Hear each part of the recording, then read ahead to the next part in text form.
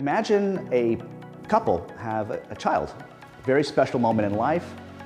They will have a lot of touch points with government. They're going to need to register their child with the health department, with the Ministry of Immigration, with the education department, so on and so forth.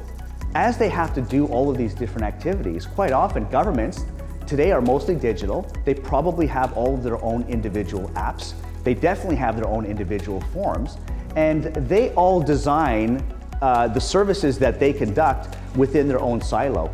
They don't consider what the customer's journey would be like going through all of those different silos that they would need to go through. Great service design would look at that from a parent's perspective and say, how can we streamline this process so that steps are not done in a sequential manner, but they can be done simultaneously?